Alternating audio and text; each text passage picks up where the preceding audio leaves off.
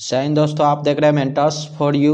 आज हम देखेंगे एनसीईआरटी सार संग्रह टेस्ट सीरीज पार्ट 26 राज्य व्यवस्था से। हम आज सभी क्वेश्चन इसमें देखेंगे, जिसका में चैप्टर होगा उद्देशिका राज्य एवं संघ राज्य क्षेत्र। तो आइए हम आज का फर्स्ट क्वेश्चन देखते हैं। क्वेश्चन नंबर 1 है, कड़ा भारतीय संविधान की प्रस्तावना में जिन आदर्शों एवं उद्देश्यों की रूपरेखा दी गई है उनकी व्याख्या की गई है। तो ऑप्शन ए में मूल अधिकारों संबंधी अध्याय में राज्य, ऑप्शन बी में राज्य के नीति निर्देशक सिद्धांतों के अध्याय में, और ऑप्शन सी में है मूल अधिकारों राज्य के नीति निर्देशक सिद्धांतों एवं मौलिक कर्तव्यों के अध्याय में, और ऑप्शन डी में संविधान के किसी भी अध्याय में नहीं है। तो इस क्वेश्चन से संबंधित सभी इंपॉर्टेंट फैक्ट देखेंगे, उसके बाद इस क्वेश्चन का हम आंसर देंगे।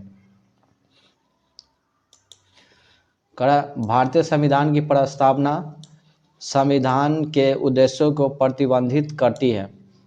इसका मुख्य उद्देश्य सामाजिक, आर्थिक और राजनीतिक न्याय, विचार, अभिव्यक्ति, विश्वास, धर्म और उपासना की स्वतंत्रता है।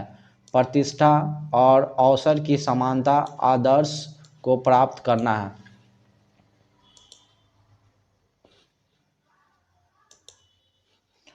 प्रस्तावना में जिन आदर्शों एवं उद्देश्यों को रूपरेखा दी गई है उनकी व्याख्या संविधान में मूल अधिकारों, राज्य के नीति निर्देशक सिद्धांतों तथा मौलिक कर्तव्यों संबंधी अध्याय में की गई है।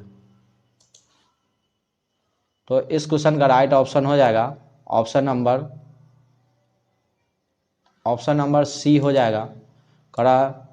मूल अधिकारों, राज्य के नीति निर्देशक सिद्धांतों एवं मौलिक कर्तव्यों के अध्याय में।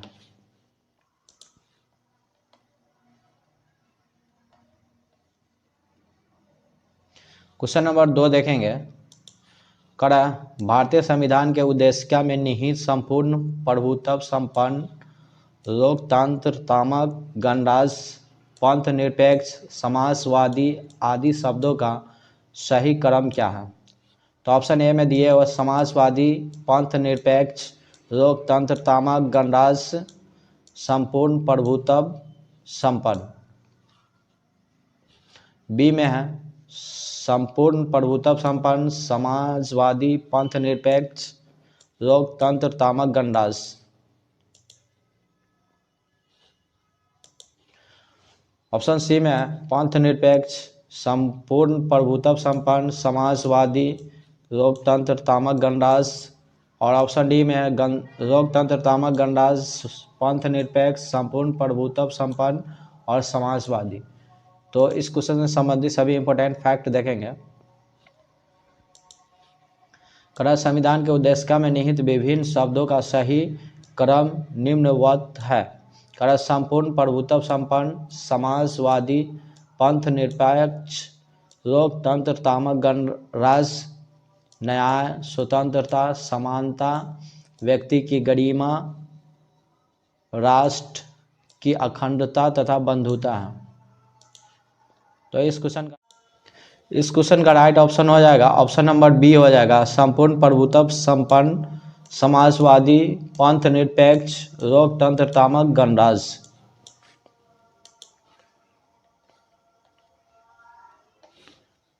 क्वेश्चन नंबर 3 देखेंगे। भारतीय गणतंत्र की 26 जनवरी 1950 को संवैधानिक वस्तु स्थिति क्या थी जब संविधान लागू किया गया था?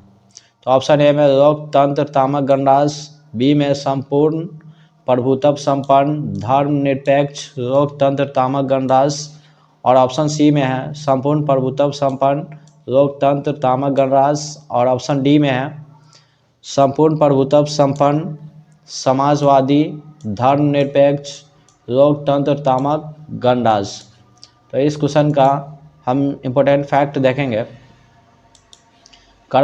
26 जनवरी 1950 को भारतीय गणतंत्र की संवैधानिक वस्तु स्थिति भारतीय संविधान की उद्देशिका के अनुसार संपूर्ण प्रभुत्व संपन्न, लोकतंत्रात्मक गणराज्य की थी। तो इस क्वेश्चन का राइट ऑप्शन हो जाएगा ऑप्शन नंबर बी हो जाएगा, संपूर्ण प्रभुत्व संपन्न लोकतंत्रात्मक गणराज्य।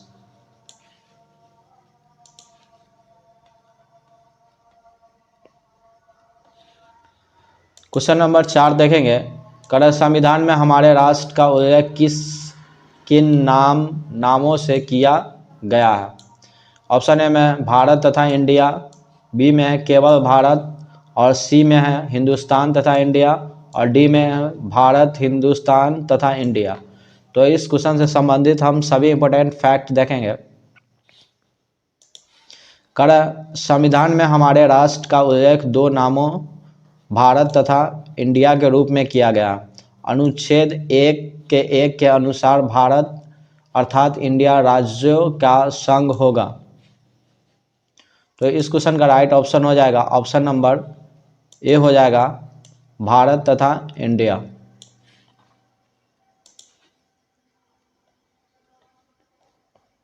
क्वेश्चन नंबर 5 देखेंगे, कर भारतीय संघवाद को सहकारी संघवाद किसने कहा था। ऑप्शन ए में जी ऑस्टिन, बी में है केसी हियर, और सी में है सर आइवर जेनिंग्स, और डी में डी वसु। तो इस क्वेश्चन से संबंधित सभी इंपॉर्टेंट फैक्ट देखेंगे।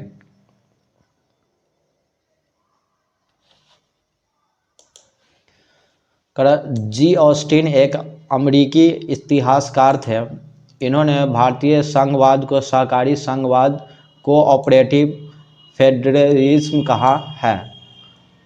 केसी हियर के अनुसार भारतीय संविधान एवं अर्ध परिसंघीय संविधान है।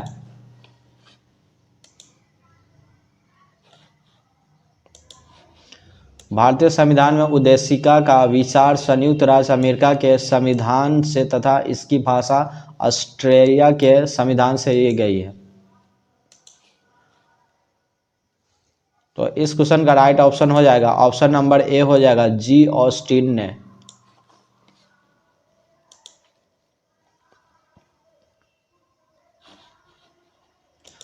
क्वेश्चन नंबर 6 है, कर हम भारत के लोग we the people of India शब्दों का प्रयोग संविधान में कहाँ किया गया। ऑप्शन ए में राष्ट्र के नीति निर्देशक तत्व, बी है मौलिक अधिकार, और सी में नागरिकता, और डी में संविधान की प्रस्तावना। तो इस क्वेश्चन से संबंधित सभी इंपॉर्टेंट फैक्ट देखेंगे। कर भारतीय संविधान की प्रस्तावना का प्रारंभ हम भारत के लोग शब्दों से प्रारंभ होता है। इसका अर्थ है कि संविधान का मूल स्रोत भारत की जनता है तथा वही समस्त शक्तियों का केंद्र बिंदु है और वह किसी बाह्य सत्ता के अधीन नहीं है। तो इस क्वेश्चन का राइट ऑप्शन हो जाएगा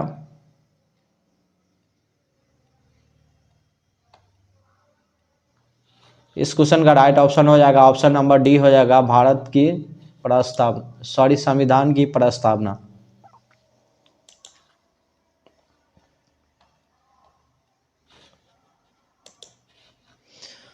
क्वेश्चन नंबर 7 है, कर निम्न शब्द में से कौन सा शब्द सन 1975 में भारतीय संविधान की प्रस्तावना में शामिल नहीं था।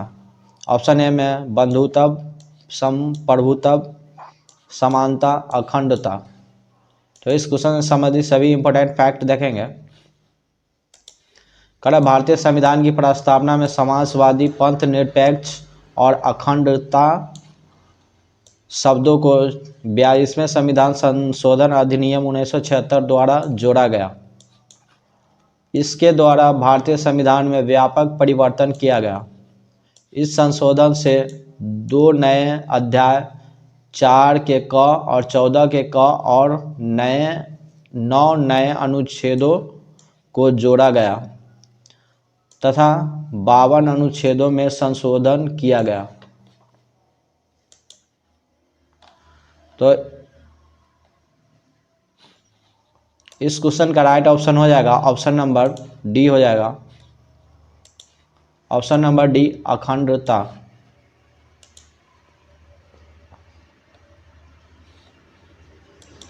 क्वेश्चन नंबर 8 है, कर सभी व्यक्ति पूर्णतः और समान रूप से मानव है, यह सिद्धांत जाना जाता है। ऑप्शन ए में सार्वभौमिकता, बी में समष्टिवाद, और सी में है समाजवाद, और डी में अंतःक्रियावाद। तो इस क्वेश्चन से संबंधित सभी इंपॉर्टेंट फैक्ट देखेंगे। खड़ा सभी व्यक्ति पूर्णतः और समान रूप से मानव है, यह सिद्धांत सार्वभौमिकता यूनिवर्सलिज्म के नाम से जाना जाता है। इसके अनुसार सभी व्यक्तियों को उनके मानव अधिकार समान रूप से बिना किसी भेदभाव के उपलब्ध होने चाहिए। तो इस क्वेश्चन का राइट ऑप्शन हो जाएगा ऑप्शन नंबर ए हो जाएगा सार्वभौमिकता।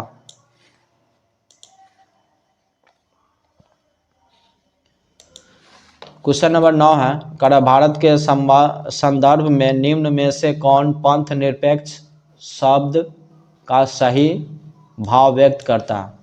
ऑप्शन ए में भारत में अनेक धर्म हैं, बी में भारतीयों को धार्मिक स्वतंत्रता प्राप्त है, और सी में है धर्मानुपालन व्यक्ति की इच्छा पर निर्भर करता है, और डी में है भारत में राज का कोई धर्म नहीं है।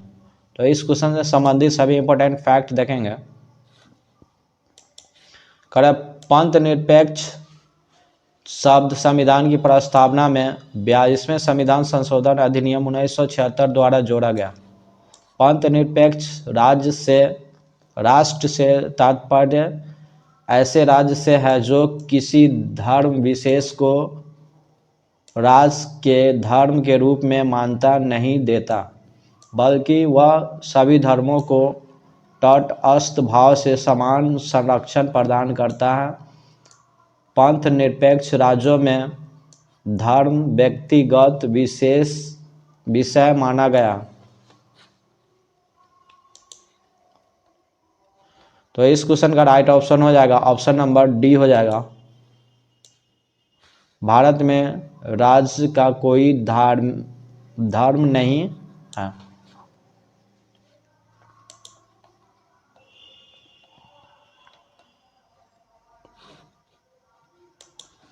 क्वेश्चन नंबर 10 देखेंगे, कड़ा निम्न उद्देश्यों में से कौन सा एक भारत के संविधान की उद्देशिका में शामिल नहीं है?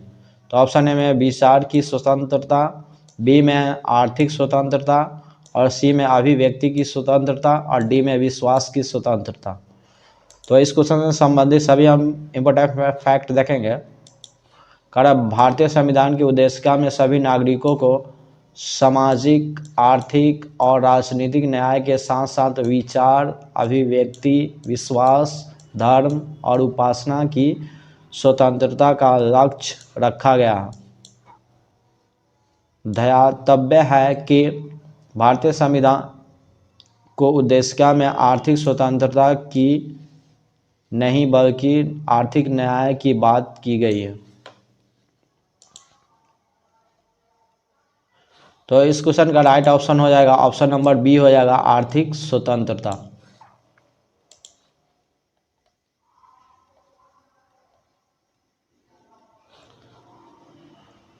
क्वेश्चन नंबर 11 है, कर निम्न विवादों में से किसमें सर्वोच्च न्यायालय ने प्रस्तावना को भारतीय संविधान की मौलिक संरचना का अंग स्वीकार किया?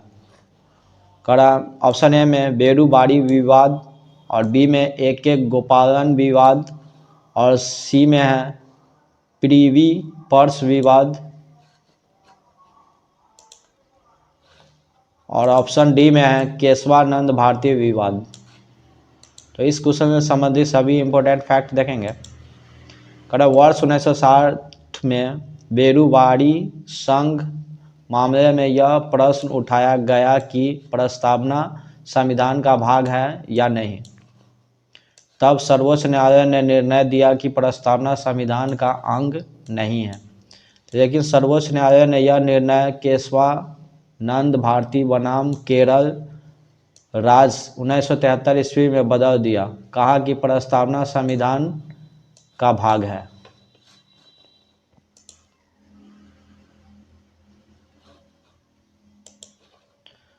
इसमें संशोधन हो सकता है, लेकिन संसद संविधान के मूल ढांचे बेसिक स्ट्रक्चर का उल्लंघन किए बिना ही संशोधन कर सकती है। भारतीय जीवन बीमा निगम मामले 1995 ईस्वी में भी सर्वोच्च न्यायालय ने माना कि प्रस्तावना संविधान का अंग है। तो इस क्वेश्चन का राइट ऑप्शन हो जाएगा ऑप्शन नंबर डी हो जाएगा, केशवानंद भारती विवाद।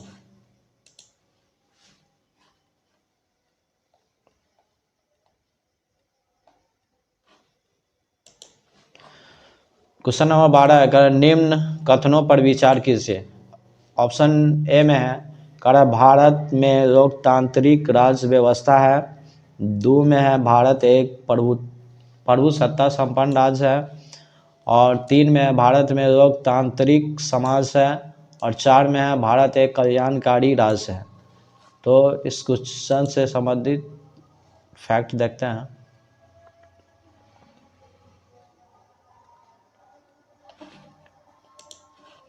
कर भारतीय संविधान की प्रस्तावना में भारत को एक प्रभुसत्ता संपन्न समाजवादी पंथ निरपेक्ष लोकतंत्र तांत्रिक गणराज्य बनाने की परिकल्पना की गई है, जबकि भारत को एक कल्याणकारी राज्य बनाने की भावना संविधान के भाग 4 के अंतर्गत शामिल राज्य के नीति निर्देशक तत्वों में निहित है। तो इस क्वेश्चन का राइट ऑप्शन हो जाएगा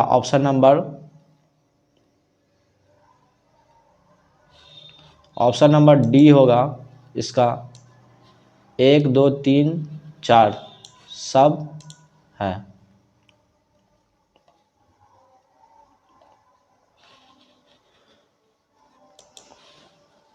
क्वेश्चन नंबर 13 है, कर संविधान के प्रथम अनुच्छेद के अनुसार भारत है। ऑप्शन ए में है, राज्यों का समूह। बी में है, राज्यों का संकुल। सी में है, राज्यों का परिसंघ। और डी में राज्यों का संघ। तो इस क्वेश्चन से संबंधित सभी इंपॉर्टेंट फैक्ट देखेंगे। कर भारतीय संविधान के भाग 1 के अंतर्गत अनुच्छेद 1 से 4 तक संघ और उसके राज्य क्षेत्र यूनियन एंड इट्स टेरिटरी का उल्लेख किया गया। अनुच्छेद 1 के अनुसार भारत अर्थात इंडिया राज्यों का संघ होगा।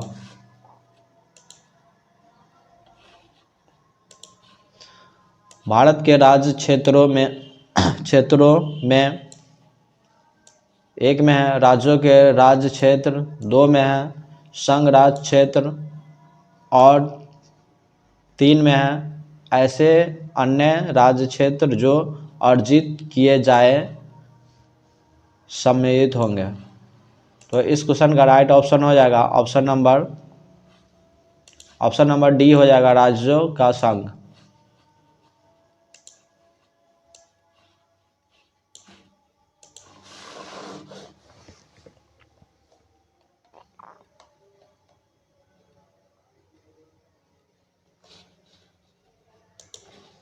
क्वेश्चन नंबर 14, करा भारत की देशी रियासतों के विलय में किन 2 व्यक्तियों ने महत्वपूर्ण भूमिका निभाई थी। तो ऑप्शन ए में सरदार पटेल तथा जवाहरलाल नेहरू। बी में सरदार पटेल तथा बीपी मेनन। और सी में सरदार पटेल तथा डॉक्टर राजेंद्र प्रसाद। और डी में सरदार पटेल तथा KM मुंशी। तो इस क्वेश्चन से संबंधित सभी इंपॉर्टेंट फैक्ट देखेंगे। कला स्वतंत्रता के पश्चात लगभग 562 देशी रियासतों में से 559 रियासतों का भारत में विलय हो गया और अन्य 3 रियासतों हैदराबाद को पोलो ऑपरेशन, जूनागढ़ को जनमत संग्रह तथा जम्मू कश्मीर को विलय अधिपत्र के माध्यम से भारत में शामिल किया गया। देशी रियासतों का भारत में विलय की महत्वपूर्ण भूमिका के कारण पटेल को लौह पुरुष कहा जाता है।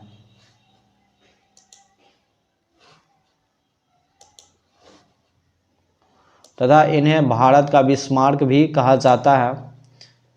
इस कार्य में पटेल को बीपी मेनन का सहयोग प्राप्त हुआ। तो इस क्वेश्चन का राइट ऑप्शन हो जाएगा ऑप्शन नंबर बी होगा, ऑप्शन नंबर बी होगा सरदार पटेल तथा बीपी मेनन।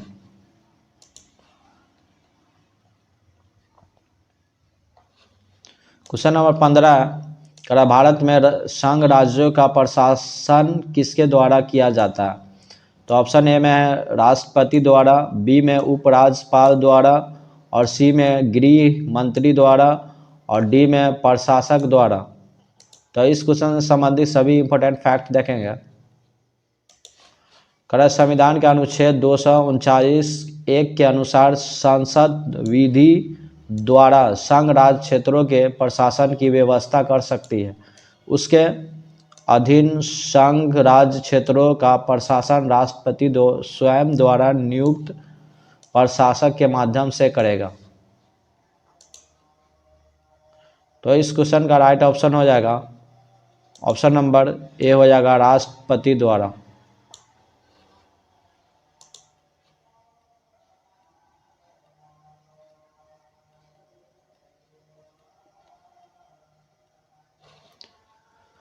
क्वेश्चन नंबर 16 है करा वर्ष 1948 में सरकार द्वारा भाषाई आधार पर राज्यों के पुनर्गठन के विषय में परीक्षण हेतु नियुक्त प्रथम भाषाई प्रांत आयोग के अध्यक्ष कौन थे? तो ऑप्शन ए में न्यायाधीश वांचू, बी में MC महाजन, और सी में SK धर, और डी में इनमें से कोई नहीं।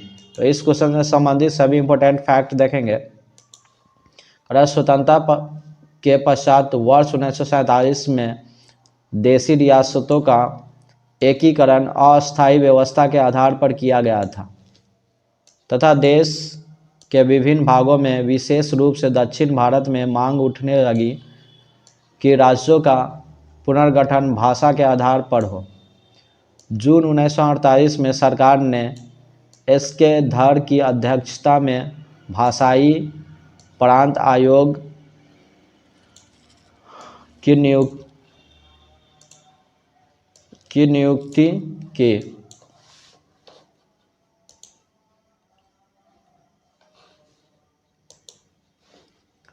आयोग ने सिफारिश की कि राज्यों का पुनर्गठन भाषा के स्थान पर प्रशासनिक सुविधा के अनुसार किया जाना चाहिए। इससे अत्यधिक असंतोष फैल गया। परिणाम स्वरूप दिसंबर 1948 में एक अन्य भाषाई प्रांत समिति का गठन किया गया। इसके सदस्य जवाहरलाल नेहरू, सरदार वल्लभ भाई पटेल, पट्टाभी सीतारमैया थे, जिसे JBP समिति के नाम से भी जाना जाता है।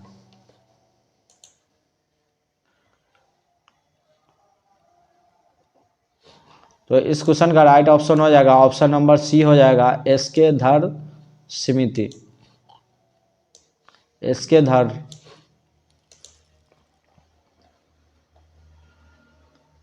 क्वेश्चन नंबर 17 है राज्य पुनर्गठन आयोग ने 1 नवंबर 1956 को कितने राज्यों तथा कितने संघ राज्यों का गठन किया?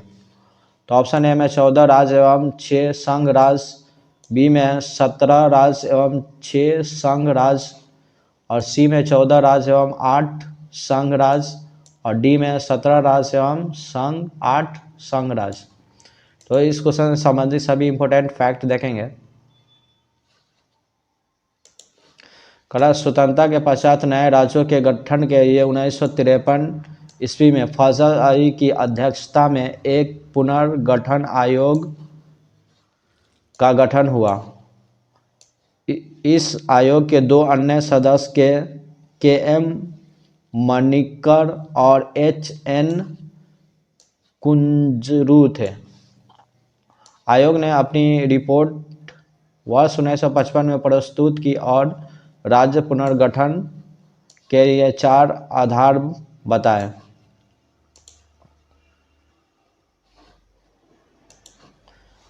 एक में है भाषाई व सांस्कृतिक एकरूपता, 2 में है देश की एकता तथा अखंडता, और 3 में है यहाँ पे 3 होगा वित्तीय एवं प्रशासनिक एकरूपता, तथा 4 में कल्याणकारी योजनाओं का क्रियान्वयन आयोग की अनुशंसाओं के आधार पर 7वें संविधान संशोधन अधिनियम 1956 के द्वारा राज्य पुनर्गठन की योजनाओं को क्रियान्वयन किया गया। परिणाम स्वरूप 1 नवंबर 1956 को 14 राज्यों एवं 6 केंद्र शासित प्रदेशों का गठन किया गया।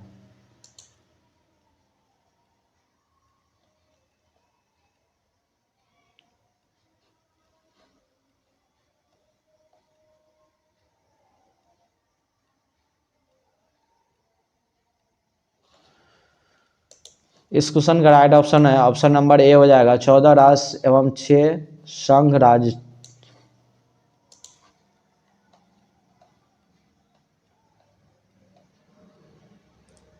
क्वेश्चन नंबर 19 है कड़ा किस संविधान संशोधन द्वारा दिल्ली को राष्ट्रीय राजधानी क्षेत्र का दर्जा प्रदान किया गया। ऑप्शन ए में है 67वां, बी में 69वां और सी में 68वां और डी में 70वां। तो इस क्वेश्चन से संबंधित सभी इंपॉर्टेंट फैक्ट देखेंगे। कड़ा 69वें संविधान संशोधन अधिनियम 1991 के तहत संविधान में अनुच्छेद 239 क के क एवं अनुच्छेद 239 क के ख को जोड़ा गया। इसके द्वारा देश की राजधानी दिल्ली को संघ राज्य श्रेणी में कायम रखते हुए इसके लिए एक विधान सभा, लेजिस्लेटिव असेंबली और मंत्री परिषद काउंसिल ऑफ मिनिस्टर्स का उपबंध किया गया।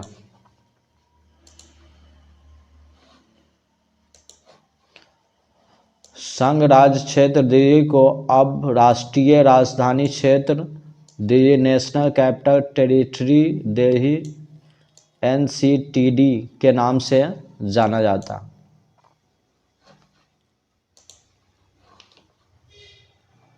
तो इस क्वेश्चन का राइट ऑप्शन हो जाएगा ऑप्शन नंबर बी हो जाएगा 69वां संविधान संशोधन द्वारा।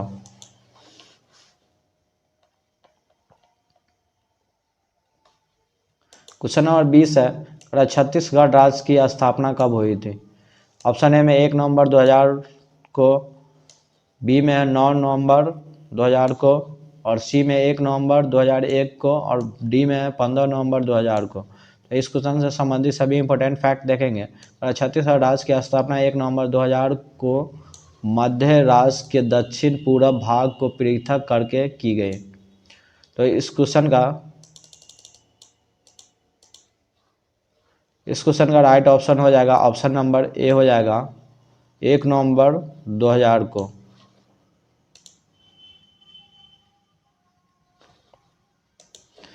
क्वेश्चन नंबर 21 है क्वेश्चन नंबर 21 देखेंगे भारत में कितने संघ शासित प्रदेश है। ऑप्शन ए में 6, बी में 7 और सी में 8 और डी में 9। तो इस क्वेश्चन से संबंधित सभी इंपॉर्टेंट फैक्ट देखेंगे।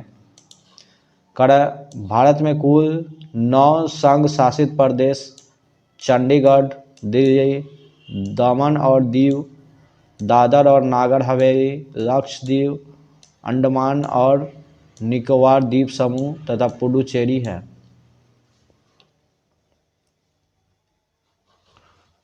दिल्ली, पुडुचेरी, अंडमान और निकोबार द्वीप समूह के प्रशासक को उप राज्यपाल तथा चंडीगढ़ के प्रशासक को मुख्य आयुक्त कहा जाता है। वर्तमान में राज्यों की संख्या 28 है।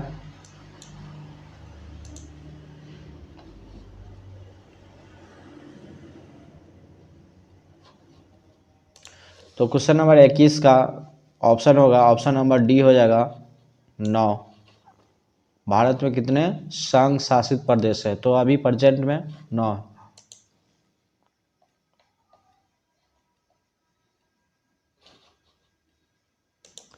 क्वेश्चन नंबर 22 देखेंगे यदि भारतीय संघ में एक नए राज्य का सृजन किया जाना है तो संविधान की किस अनुसूची में संशोधन करना आवश्यक होगा? तो ऑप्शन ए है 5वीं अनुसूची, बी है 3री अनुसूची, और सी है 2री अनुसूची, और डी है प्रथम अनुसूची। तो इस क्वेश्चन से संबंधित सभी इंपॉर्टेंट फैक्ट देखेंगे। कर संविधान की प्रथम अनुसूची में राज्यों एवं संघ राज्य क्षेत्रों के नाम तथा उनके अंतर्गत आने वाले राज्य क्षेत्रों का वर्णन किया गया है।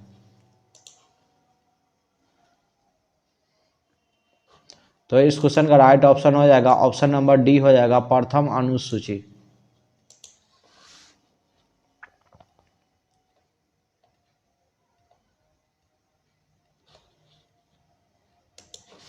क्वेश्चन नंबर 23 है निम्न में से कौन एक भारत संघ का सहयोगी राज्य था जिसे बाद में भारतीय संघ का पूर्ण राज्य बनाया गया? तो ऑप्शन ए में अरुणाचल प्रदेश, बी में सिक्किम, और सी में झारखंड, और डी में छत्तीसगढ़। तो इस क्वेश्चन से संबंधित सभी इंपॉर्टेंट फैक्ट देखेंगे। वर्ष 1947 में भारत द्वारा सिक्किम को संरक्षित राज्य का दर्जा दिया गया तथा सिक्किम के विदेशी राजनीतिक एवं संचार संबंधी विषय पर भारत सरकार को सौंप दिया गया। 35वें संविधान संशोधन अधिनियम 1974 के द्वारा सिक्किम को संरक्षित राज्य का दर्जा समाप्त करके उसे सहयोगी राज्य के रूप में शामिल किया गया। 36वें संविधान संशोधन अधिनियम 1975 द्वारा सिक्किम को पूर्ण राज्य का दर्जा प्रदान करते हुए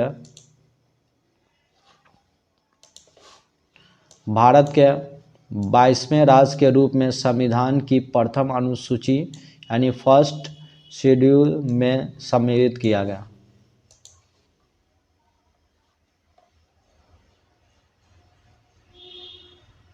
तो इस क्वेश्चन का राइट ऑप्शन हो जाएगा ऑप्शन नंबर बी हो जाएगा सिक्किम।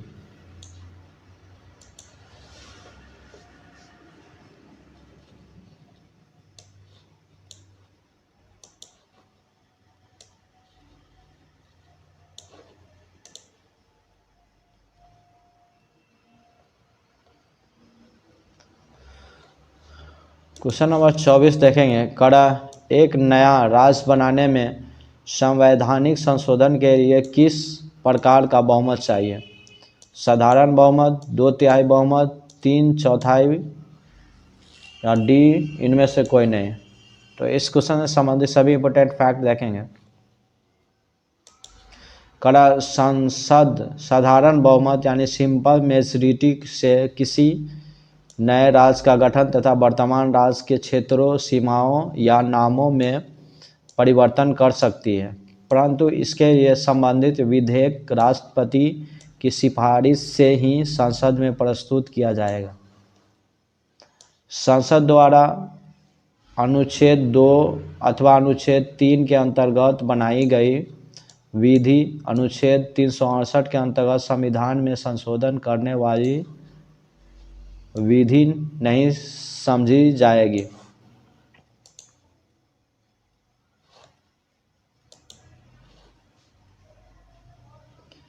किंतु सर्वोच्च न्यायालय सुप्रीम कोर्ट ने बेरूबारी मामले 1960 ईस्वी में कहा कि यदि किसी राज्य या उसके भूभाग को किसी विदेशी राज्य को हस्तांतरित किया जाता है तो संसद साधारण बहुमत के द्वारा ऐसा नहीं कर सकती है। इसके लिए अनुच्छेद 368 के अंतर्गत संविधान में संशोधन करना होगा।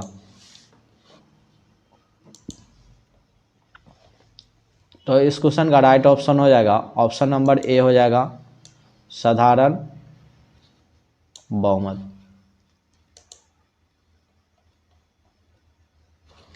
क्वेश्चन नंबर 25 है भारतीय संघ के अंतर्गत किसी राज्य को शामिल करने की शक्ति किसे प्राप्त है? तो ऑप्शन ए में भारत के राष्ट्रपति को, बी में प्रधानमंत्री को, सी में संसद को, और डी में सर्वोच्च न्यायालय को। तो इस क्वेश्चन से संबंधित सभी इंपॉर्टेंट फैक्ट देखेंगे। करा भारतीय संघ में किसी राज्य को शामिल करने की शक्ति संसद को प्राप्त है।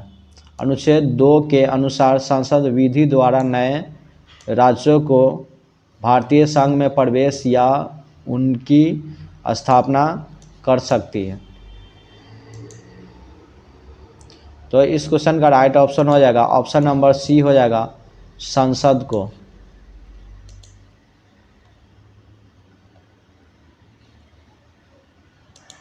क्वेश्चन नंबर 26 है करा तेलंगाना राज्य के गठन के पश्चात भारत में राज्यों की कुल संख्या कितनी थी। ऑप्शन ए में 27, बी में 28 और सी में है 29 और डी में है 30। तो इस क्वेश्चन से संबंधित सभी इंपॉर्टेंट फैक्ट देखेंगे। करा तेलंगाना राज्य गठन के बाद भारत में राज्यों की संख्या 29 हो गई। इसका गठन 2 जून 2014 को आंध्र प्रदेश पुनर्गठन अधिनियम 2014 के द्वारा किया गया। तो इस क्वेश्चन का राइट ऑप्शन हो जाएगा ऑप्शन नंबर सी हो जाएगा 29।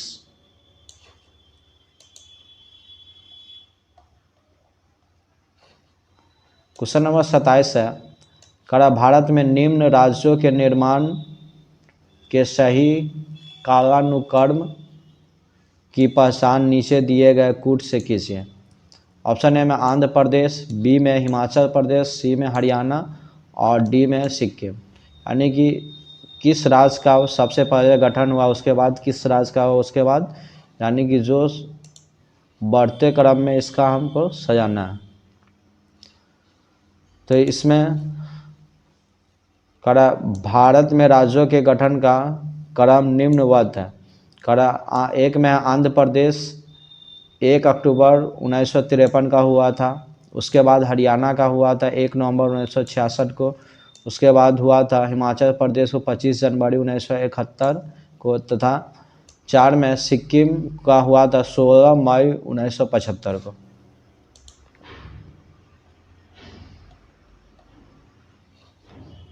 क्वेश्चन नंबर 28 है निम्न राज्यों की स्थापना का सही आरोही क्रम है। तो ऑप्शन ए में नागालैंड, मेघालय, सिक्किम, अरुणाचल प्रदेश, बी में है मेघालय, अरुणाचल प्रदेश, नागालैंड, सिक्किम और सी में है अरुणाचल प्रदेश, नागालैंड, सिक्किम, मेघालय और डी में है सिक्किम, नागालैंड, अरुणाचल प्रदेश और मेघालय। तो इस क्वेश्चन से संबंधित सभी इंपॉर्टेंट फैक्ट देखेंगे। राज्यों की स्थापना का क्रम निम्नवत है। ऑप्शन ए में नागालैंड का हुआ था स्थापना 1 दिसंबर 1963 को। बी में है 2 में है मेघालय का स्थापना हुआ था 21 जनवरी 1972 को। सिक्किम का हुआ था 16 मई 1975 को और अरुणाचल प्रदेश का हुआ था 20 जनवरी 1987 को। तो इस क्वेश्चन का राइट ऑप्शन हो जाएगा ऑप्शन नंबर ए हो जाएगा। सबसे पहले हुआ था नागालैंड को, उसके बाद मेघालय के, उसके बाद सिक्किम, उसके बाद अरुणाचल प्रदेश का।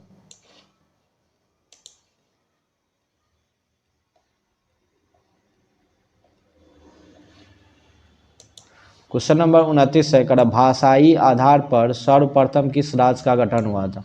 तो ऑप्शन ए में राजस्थान, बी में आंध्र प्रदेश और सी में है मध्य प्रदेश और डी में कर्नाटक। तो इस क्वेश्चन से संबंधित सभी इंपॉर्टेंट फैक्ट देखेंगे। भाषाई आधार पर सर्वप्रथम आंध्र प्रदेश राज्य का गठन किया गया। 16 दिसंबर 1952 को 56 दिन की भूख हड़ताल के बाद पोट्टी श्री रामुलु की मृत्यु हो गई। सॉरी नाम ऐसा ही। इनकी मृत्यु के पश्चात यहाँ व्यापक जन आंदोलन हुए। इसके बाद मद्रास प्रेसिडेंसी से तेलुगु भाषाई क्षेत्र को अलग करके 1 अक्टूबर 1953 को आंध्र प्रदेश राज्य का गठन किया गया।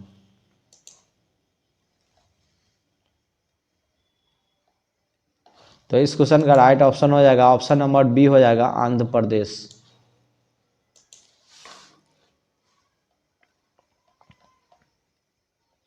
क्वेश्चन नंबर 30 है लोकसभा में संघ राज्य क्षेत्रों के लिए कितनी सीटें आरक्षित है। तो ऑप्शन ए में 20, बी में 25, सी में 30 और डी में इनमें से कोई नहीं। तो इस क्वेश्चन से संबंधित सभी इंपॉर्टेंट फैक्ट देखेंगे। कड़ा संविधान के अनुच्छेद 81(1) के ख के अनुसार लोकसभा के लिए संघ राज्य क्षेत्रों से अधिकतम 20 सदस्य निर्वाचित हो सकते हैं। वर्तमान में संघ राज्य क्षेत्रों की लोकसभा सीटों की संख्या 13, दिल्ली से 7, अंडमान निकोबार द्वीप समूह से 1, चंडीगढ़ से 1, दादर व नागर हवेली से 1, दमन व दीव से 1 और लक्षद्वीप से 1 तथा पुडुचेरी से 1।